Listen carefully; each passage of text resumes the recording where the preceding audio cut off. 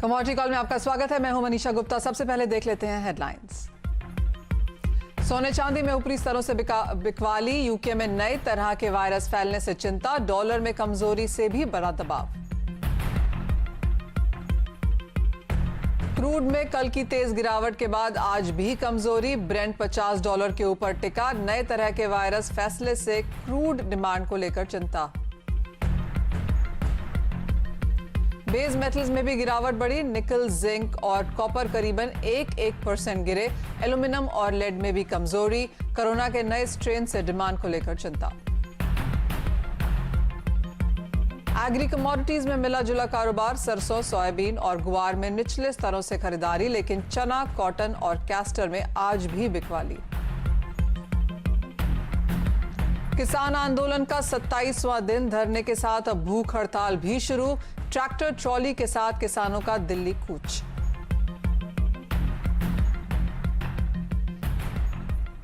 कार्यक्रम में हमारे साथ जुड़ रहे हैं एसएसजे फाइनेंस के प्रियांक उपाध्याय और पृथ्वी फिनमार्ट के मनोज जैन। आप दोनों का ही स्वागत है।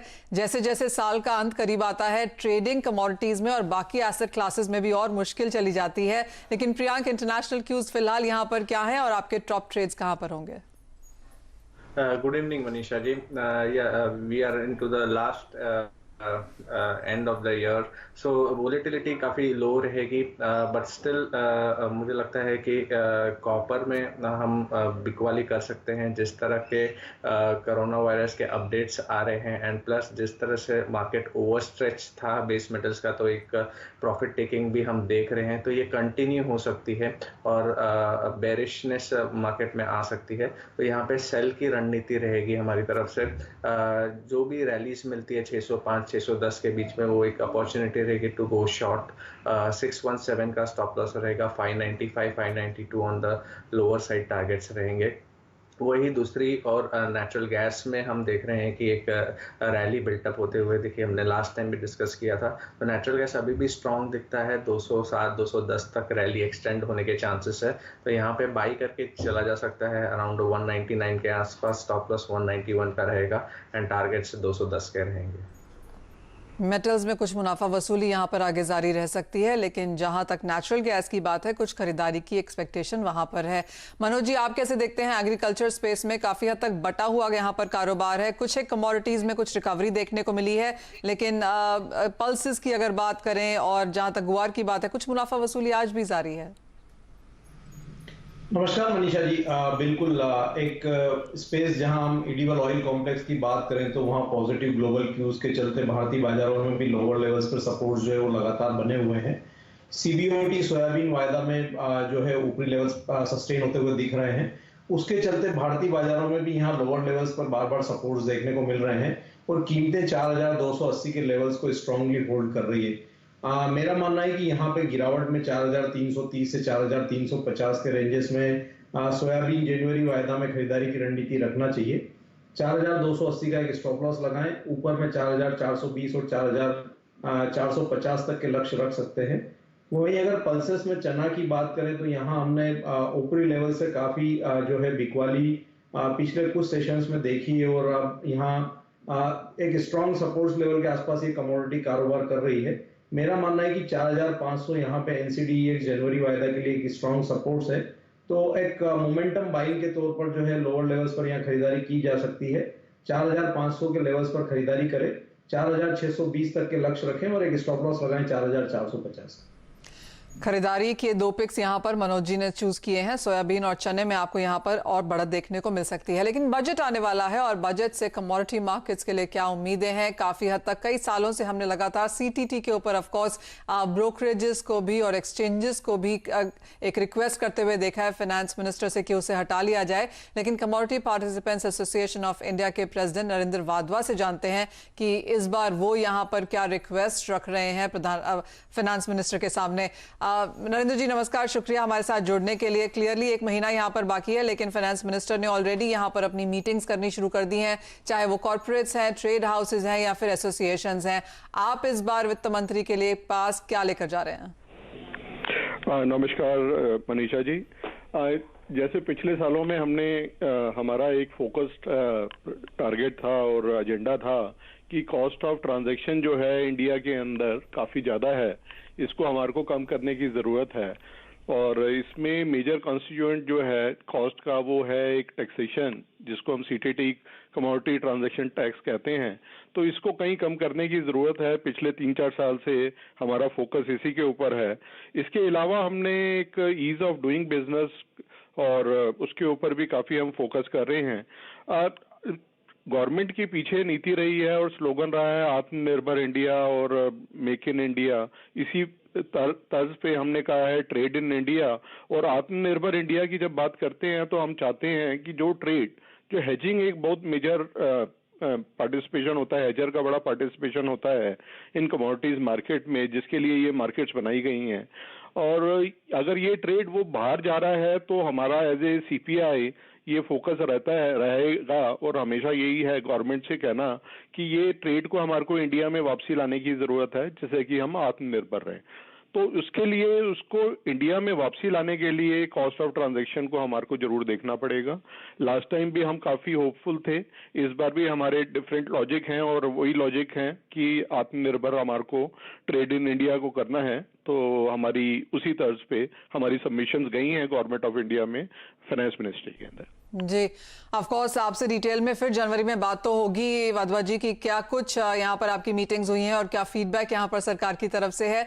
लेकिन आप, क्योंकि आप हमारे साथ हैं और सेबी की तरफ से जो कल एक सर्कुलर आया है, और मेरी आपसे पहले बात भी हो रही थी कि आप उस मीटिंग का एक हिस्सा थे, क्योंकि इस साल में जो सबसे बड़ा मूव हमने देखा है वो कच्चे तेल में आते हुए देखा है, और वो नेगेटिव प्राइसिंग और जिस तरह की सेटलमेंट हमने भारतीय बाजारों में आते हुए देखी। उसके बाद ऑफकोर्स एक्सचेंजेस की तरफ से, रेगुलेटर की तरफ से हमने काफी स्टेप्स उठते हुए यहाँ पर देखे हैं। लेकिन जो ये लेटेस्ट सेबी का सर्कुलर है, जहां पर अब हिस्टोरिकल लेवल्स जो हैं 15 साल तक बढ़ाने की बात की गई है, इसका कितना असर प्राइसिंग पे, सेटलमेंट पे और ट्रेड पे पड़ता हुआ देखते हैं आप? देखिए, ये सेबी का पहले सर्कुलर आया था जिसमें वो स्ट्रेस टेस्ट की बात करते थे कि हर एक एक्सचेंज को डिफरेंट टाइम होराइजन के अंदर स्ट्रेस टेस्ट करना है कि अगर मार्केट्स इस तरह से बिहेव करेगी तो क्या वो एक्सचेंजेस सक्षम है उसको संभालने में, और क्लियरिंग कॉर्पोरेशन जो है सक्षम है उसको सेटलमेंट करने के लिए। तो उसी के अंदर आरएमआरसी की मीटिंग थी, जिसको रिस्क मैनेजमेंट कमेटी की मीटिंग बोलते हैं सेबी में। उसमें ये डिस्कशन का पॉइंट था कि इसको कितना स्कैन किया जाए, कितना, क्योंकि हमने क्रूड में देखा है अप्रैल के अंदर जो कि नेगेटिव चला गया था। उसके बाद हमारा रेगुलेटर जो कि काफी विजिलेंट है और एक्टिव है, प्रोएक्टिव है, उसके अंदर उन्होंने स्टांस लिया कि क्या हमको इसके बारे में सोचना चाहिए कि अगर आगे ये नेगेटिव प्राइसिंग होती है तो हमारी मार्केट सक्षम हो, हमारे प्लेटफॉर्म सक्षम हो, और हमारे को क्या मार्जिनिंग सिस्टम करने की जरूरत है। तो उसी की दिशा के अंदर ये डिस्कस हुआ और इसमें डिसाइड हुआ कि हमारा जो स्कैन है, एमपीओआर बोलते हैं जिसको, जो कि पीरियड होता है जिसको हम स्कैन किया जाता है मार्जिनिंग के लिए, रिस्क के लिए, तो उसका होराइजन जो है 10 साल से 15 साल किया जाए, और सारे इससे सहमत थे। तो इसका इफेक्ट ये होगा कि हमारा मार्जिनिंग जो है वो थोड़ा सा एफिशिएंट होगा और वो ऐसे सर्कमस्टांसेस, ऐसी सिचुएशन को कैटर करेगा।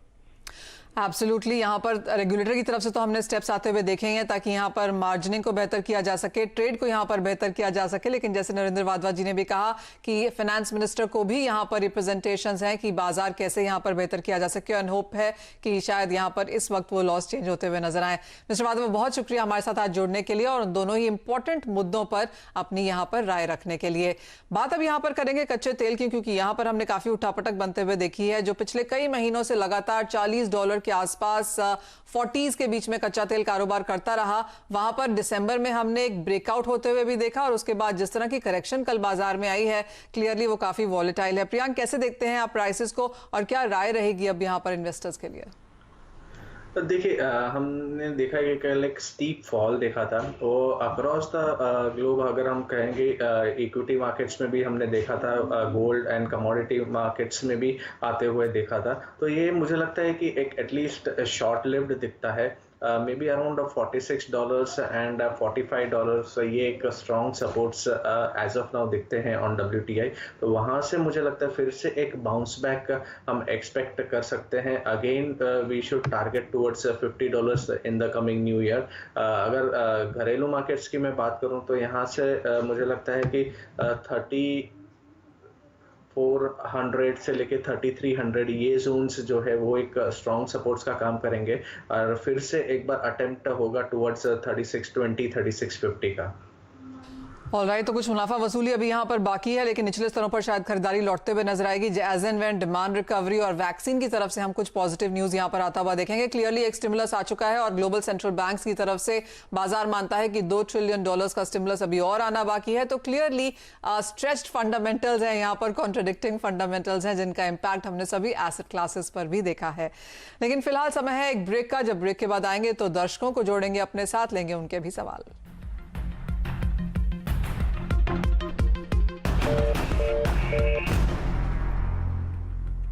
कमोडिटी कॉल में आपका स्वागत है और अब अपने दर्शकों को अपने साथ हम अपने शो में जोड़ेंगे और हमारे साथ प्रदीप जी अहमदाबाद से फोन लाइन पर हैं। प्रदीप नमस्कार, क्या है आपका सवाल? नमस्कार मैम जी। हमें जानकारी चाहिए, सोया रिफाइंड तेल जनवरी में 1060 का हमारा 5 लोट सेल है। सोयाबीन रिफाइंड तेल में आपने यहाँ पर बिकवाली करी है 1060 के लेवल्स पे। यहाँ पे मनोज जी क्या राय देंगे और आगे जाके किस तरह के क्यूज नजर आते हैं, क्योंकि इस साल में सेकंड हाफ में हमने कुछ बहुत बढ़त यहाँ पर आते हुए देखी है और जितनी भी ग्लोबल मार्केट्स की रिपोर्ट्स हैं वो यहाँ पर और तेजी की तरफ इशारा करती हैं। लेकिन नियर टर्म के लिए प्रदीप जी क्या करें और थोड़े लंबे समय के लिए अब आप क्या रेंज बनता हुआ देखेंगे? मेरा मानना है कि ओवरऑल जो ट्रेंड है वो एडिबल ऑयल्स में पॉजिटिव ही बना हुआ है और यहाँ जो ग्लोबल क्यूज है वो भी पॉजिटिव है। कहीं ना कहीं ग्लोबल सप्लाई शॉर्टेजेस भी जो है देखने को मिल रही है, तो उसके चलते भी कीमतों को सपोर्ट्स बने हुए हैं। इन्होंने एक स्टॉप लॉस यहाँ पे रखा नहीं है अपनी पोजीशन में और मेरा मानना है कि यहाँ पे रिफाइंड सोया तेल जो है एक लॉन्ग टर्म अप मूव में कमोडिटी बनी हुई है। फिर भी यहाँ पे 1140 के लेवल्स के आसपास एक स्ट्रॉन्ग रेजिस्टेंस देखने को मिल रहा है, तो ये वीकली क्लोजिंग बेसिस पे 1140 का स्टॉप लॉस मेंटेन कर सकते हैं। गिरावट में कीमतें कहीं भी 1090 के आसपास आवे तो मेरा मानना है कि एक बार शॉर्ट की पोजीशन से एग्जिट लेना चाहिए। सोयाबीन आपकी स्क्रीन पर है जहां पर 1% की तेजी है। सोया तेल, मस्टर्ड और सीपीओ भी आपकी स्क्रीन पर यहां पर लाने की कोशिश करेंगे, क्योंकि हल्की सी बढ़त हमने यहां पर क्रॉस बोर्ड आज यहां पर आते हुए देखी है। 1060 की बिकवाली है प्रदीप जी की, 1100 के ऊपर के स्थल फिलहाल हैं। तो प्रदीप जी जैसे राय दी आपको दी है मनोज जी ने, फिलहाल एग्जिट कर जाना चाहिए यहां से। लेवल्स आपको बताए हैं और आगे जाकर कुछ बुलिशनेस की ही उम्मीद है। आज का दिन खाने के तेलों के लिए काफी बेहतर रहा, 1 से 1.5% की बढ़त आपकी स्क्रीन पे फिलहाल यहां पर बनती हुई। हमारे साथ अब अख्तर आलम जी सूरत से फोन लाइन पर हैं। अख्तर नमस्कार, क्या है आपका सवाल? मैडम मैं ना 50,670 पे गोल्ड मिनी बाय किया है कल। ओके। तो अभी तो मार्केट नीचे आ गया है। अख्तर आप कब तक होल्ड कर सकते हैं अपने ये खरीदारी? ऐसे तो मैं ट्रेडिंग करता हूँ। ओके। जितना जल्दी वहाँ पर भाव आ जाएगा तो वहाँ से फिर निकाल के दूसरी बार ट्रेडिंग करूंगा। अच्छा। वो हिसाब है। प्रियांक क्या राय है? 50,470 पर खरीदा है, 50,240 के स्तर फिलहाल यहाँ पर स्क्रीन्स पर है, क्या करें अख्तर? देखिए कल हमने देखा कि गोल्ड में काफ़ी वॉलेटिलिटी दिखा था। 51,000 के हाइस के बाद हम नीचे 49,700 के आसपास के लोस भी बनते हुए देखे हैं। तो ये जो रेंज है अभी 49,700 से लेके 51,000, तो ये ब्रॉडर रेंज में मुझे लगता है कि नेक्स्ट फ्यू डेज रहेंगे। बट बायस जो है मेरा पॉजिटिव दिखता है। जिस तरह से स्टिमुलस अनाउंस हो रहे हैं तो वो एक पॉजिटिव फैक्टर रहेगा। एंड प्लस जिस तरह से कोरोना वायरस के इश्यूज और भी डीपन हो रहे हैं तो वो भी एक सपोर्टिंग फैक्टर रहेगा गोल्ड को इन कमिंग ईयर। तो यहाँ से बायस मुझे पॉजिटिव दिखता है। तो जो भी करेक्शन आता है वो करेक्शन रहेगा टुवर्ड्स 50,000 49,000 ये रेंज फिलहाल एक शॉर्ट टर्म सपोर्ट रेंज का काम करेगी। And higher levels towards 51,000 52,000 we can expect in next 1.5 months। 1-1.5 महीने में यहाँ पर काफी बढ़त की उम्मीद है। लेकिन प्रियांक अगर इसी साल की अगर बात करें, अगले 8-10 दिन की अगर बात करें ये साल खत्म होने से पहले, तो क्या रेंज बनती हुई दिखती है? अगर एकदम शॉर्ट टर्म का मैं व्यू लूँ तो मुझे लगता है कि 51,000 ये एक लिड रहेगा जो कल का हमने हाई बनता हुआ देखा है। तो जब तक 51,000 इंटैक्ट है बायस रहेगा कि एक बार डिप में 49,900 से लेके 49,700 ये रेंज एक बार दिख सकती है। चलिए, ये एक रेंज बनती हुई नजर आ रही है। काफी चौपी यहाँ पर प्राइसेस हमने बनते हुए देखे भी हैं, लेकिन 1-1.5 महीने में फिर से बढ़त यहाँ पर लौटती हुई नजर आएगी। हमारे साथ अब गौरी शंकर जी रोहतक हरियाणा से फोन लाइन पर हैं। गौरी शंकर जी नमस्कार, क्या है आपका सवाल? नमस्कार मैडम जी। मेरे पास ग्वार सीड का 3 लॉट है और मेरा टारगेट लॉन्ग टर्म रहेगा, तो उसके बारे में जानना। और कितने में खरीदारी की हुई है आपने? 3940। 3940 में बाइंग है 3 लॉट गुआर सीड की। मनोज जी, क्या राय है? होल्ड कर सकते हैं, क्योंकि यहाँ भी हमने काफी डीप जो है करेक्शंस देखे हैं पिछले कुछ सेशंस में, और कमोडिटी अपने जो लॉन्ग टर्म सपोर्ट्स लेवल है 3800 उनको अभी होल्ड कर रही है। तो मेरा मानना है कि 3800 के नीचे के स्टॉप लॉस लगा के एक बार पोजीशन को होल्ड कर सकते हैं। ऊपर में अभी भी 4000 से 4050 के रेंजेस में स्ट्रॉन्ग रेजिस्टेंस बने हुए हैं, तो 3800 के नीचे के स्टॉप लॉस से एक बार पोजीशन को होल्ड करें। 4000 से 4050 के रेंजेस में जब भी भाव आवे तो एक बार अपनी पोजीशन में मुनाफा वसूली कर सकते हैं। गौरी शंकर जी, वो आपके लिए राय है, पोजीशंस होल्ड करें। यहाँ से बढ़त फिलहाल कमोडिटी में एक्सपेक्टेड है। अनिल जैन जी छतरपुर एमपी से हमारे साथ फोन लाइन पर हैं। अनिल जी नमस्कार, क्या है आपका सवाल? नमस्ते मैडम जी, मेरे पास 100 क्विंटल चना है जी। मैं उसमें क्या करूं? और आप कब तक पकड़ सकते हैं इसे अनिल जी? मार्च तक। मार्च तक पकड़ सकते हैं। चना है 100 क्विंटल इनके पास हाजिर बाजार में। मनोज जी, क्या राय देंगे? बिल्कुल होल्ड करना चाहिए, क्योंकि कमोडिटी अपने लॉन्ग टर्म सपोर्ट लेवल के आसपास ट्रेड कर रही है, और जहां तक हम एमएसपी की बात करें तो उससे भी कमोडिटी जो है लगभग 600 से 650 रुपए नीचे ट्रेड कर रही है। तो आने वाले समय में यहाँ एक रिबाउंड जो है कमोडिटी में देखने को मिल सकता है टुवर्ड्स 4750 तक। तो एक बार यहाँ पे पोजीशन को होल्ड करें। नीचे में 4450 से 4400 के रेंजेस में स्टॉप लॉस रख सकते हैं। हाजिर में आपके पास माल है अनिल जी, होल्ड करके रखें। आगे यहाँ पर बढ़त की उम्मीद है और आपका जो व्यू है वो भी थोड़े से लंबे समय के लिए है, तो फायदा और मिलता हुआ नजर आएगा। हमारे पास अब एक मैसेज आया है। समीर पूना से लिखते हैं कि नेचुरल गैस में खरीदारी करी है 199 के लेवल्स पे। प्रियांक, 199 की बाइंग है आपकी। आज बाय कॉल भी थी नेचुरल गैस पे। समीर के लिए क्या राय है? बिल्कुल बने रह सकते हैं। स्टॉप लॉस मैं सजेस्ट करूंगा अराउंड 191 के आसपास का रखें, एंड 210 के शॉर्ट टर्म टारगेट्स रहेंगे। प्रियांक, आपसे जानना चाहेंगे कि मेटल्स में यहाँ पर क्या लगता है, क्योंकि काफी हद तक यहाँ पर वॉलेटिलिटी और भी बढ़ी है। कल की गिरावट के बाद आज की जो फॉलो थ्रू सेलिंग है वो गहराती हुई नजर आई है।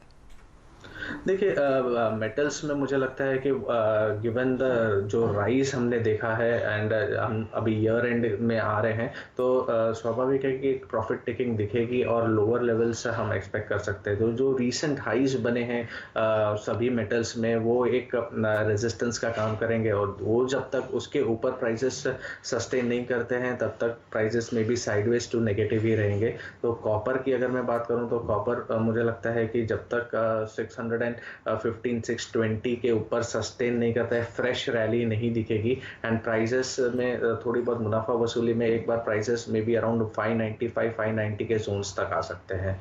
वही निकल की अगर मैं बात करूं तो निकल में भी अराउंड 1260 ये जोन्स तक एक बार निकल प्रॉफिट टेकिंग में दिख सकता है। जिंक में भी ऑन द लोअर साइड हम एक्सपेक्ट कर सकते हैं अराउंड 216 to 214 रेंजेस। राइट, कुछ मुनाफा वसूली यहाँ पर मेटल्स में जारी रह सकती है, तो दर्शकों को यही राय है कि वो लेवल्स वहां पर वॉच करें और उसी हिसाब से अपने स्ट्रैटेजीज भी बनाएं। लेकिन आज के कार्यक्रम में इतना ही समय है। मनोज जी, प्रियांक, बहुत शुक्रिया साथ जुड़ने के लिए। मुझे भी दीजिए इजाजत। आप देखते रहिए CNBC आवाज।